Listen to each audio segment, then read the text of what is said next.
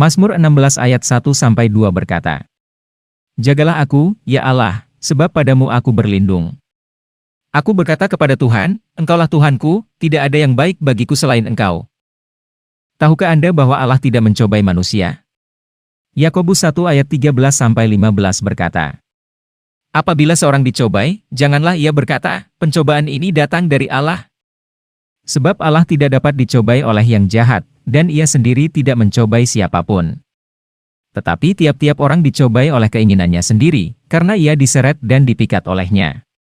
Dan apabila keinginan itu telah dibuahi, ia melahirkan dosa, dan apabila dosa itu sudah matang, ia melahirkan maut. Hidup harus dengan keinginan roh bukan dengan daging. Roma 8 ayat 6-8 berkata, Karena keinginan daging adalah maut, tetapi keinginan roh adalah hidup dan damai sejahtera. Sebab keinginan daging adalah perseteruan terhadap Allah, karena ia tidak takluk kepada hukum Allah, hal ini memang tidak mungkin baginya. Mereka yang hidup dalam daging, tidak mungkin berkenan kepada Allah. Roma 14 ayat 9 berkata, Sebab untuk itulah Kristus telah mati dan hidup kembali, supaya ia menjadi Tuhan, baik atas orang-orang mati, maupun atas orang-orang hidup.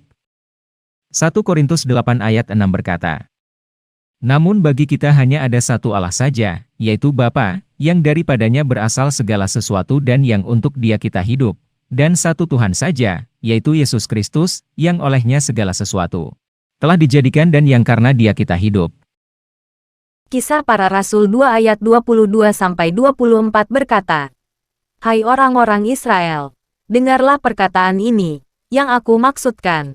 Ialah Yesus dari Nazaret, seorang yang telah ditentukan Allah dan yang dinyatakan kepadamu dengan kekuatan-kekuatan dan mujizat-mujizat dan tanda-tanda yang dilakukan oleh Allah dengan perantaraan Dia di tengah-tengah kamu, seperti yang kamu tahu.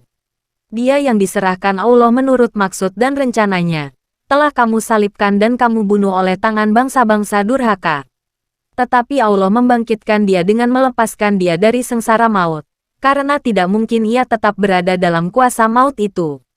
Ibrani 1 ayat 1-2 berkata, Setelah pada zaman dahulu Allah berulang kali dan dalam pelbagai cara berbicara kepada nenek moyang kita dengan perantaraan nabi-nabi, maka pada zaman akhir ini Ia telah berbicara kepada kita dengan perantaraan anaknya, yang telah Ia tetapkan sebagai yang berhak menerima segala yang ada. Oleh Dia Allah telah menjadikan alam semesta. Efesus 6 ayat 16 berkata, Dalam segala keadaan pergunakanlah perisai iman, sebab dengan perisai itu kamu akan dapat memadamkan semua panah api dari si jahat. Galatia 4 ayat 4 berkata, Tetapi setelah genap waktunya, maka Allah mengutus anaknya, yang lahir dari seorang perempuan dan takluk kepada hukum Taurat. Yohanes 15 ayat 7 kata Yesus, Jikalau kamu tinggal di dalam aku dan firmanku tinggal di dalam kamu, mintalah apa saja yang kamu kehendaki, dan kamu akan menerimanya. Matius 21 ayat 22, Yesus berkata, Dan apa saja yang kamu minta dalam doa dengan penuh kepercayaan, kamu akan menerimanya. Galatia 5 ayat 22-23 berkata, Tetapi buah roh ialah, kasih, sukacita, damai sejahtera, kesabaran, kemurahan, kebaikan, kesetiaan, kelemah lembutan, penguasaan diri. Tidak ada hukum yang menentang hal-hal itu. 1 Yohanes 4 ayat 12 berkata, Tidak ada seorang pun yang pernah melihat Allah. Jika kita saling mengasihi, Allah tetap di dalam kita, dan kasih-Nya sempurna di dalam kita. Yohanes 5 ayat 21. Tuhan Yesus berkata, Sebab sama seperti Bapa membangkitkan orang-orang mati dan menghidupkannya, demikian juga Anak menghidupkan barang siapa yang dikehendakinya. Yohanes 18 ayat 36. Jawab Yesus, Kerajaanku bukan dari dunia ini, jika kerajaanku dari dunia ini, pasti hamba-hambaku telah melawan, supaya aku jangan diserahkan kepada orang Yahudi, akan tetapi kerajaanku bukan dari sini. Efesus 2 ayat 8-9 berkata, Sebab karena kasih karunia kamu diselamatkan oleh iman, itu bukan hasil usahamu, tetapi pemberian Allah, itu bukan hasil pekerjaanmu, jangan ada orang yang memegahkan diri. Yakobus 2 ayat 26 berkata, Sebab seperti tubuh tanpa roh adalah mati, demikian jugalah iman tanpa perbuatan-perbuatan adalah mati. Filipi 4 ayat 6-7 berkata, "Janganlah hendaknya kamu khawatir tentang apapun juga, tetapi nyatakanlah dalam segala hal keinginanmu kepada Allah dalam doa dan permohonan dengan ucapan syukur. Damai sejahtera Allah, yang melampaui segala akal, akan memelihara hati dan pikiranmu dalam Kristus Yesus." Inilah Tuhan Yesus menguji iman seorang perempuan Yunani bangsa Sirofenisia. Ia memohon kepada Yesus untuk mengusir setan itu dari anaknya. Yang mana pada Injil Matius 15 ayat 24-28 berkata, "Jawab Yesus, aku diutus hanya kepada domba-domba yang hilang dari umat Israel." Tetapi perempuan itu mendekat dan menyembah Dia sambil berkata, "Tuhan, tolonglah aku." Tetapi Yesus menjawab, "Tidak patut mengambil roti yang disediakan bagi anak-anak dan melemparkannya kepada anjing." Kata perempuan itu, "Benar Tuhan," namun anjing itu makan remah-remah yang jatuh dari meja tuannya. Maka Yesus menjawab dan berkata kepadanya, "Hai ibu, besar imanmu, maka jadilah kepadamu seperti yang kau kehendaki."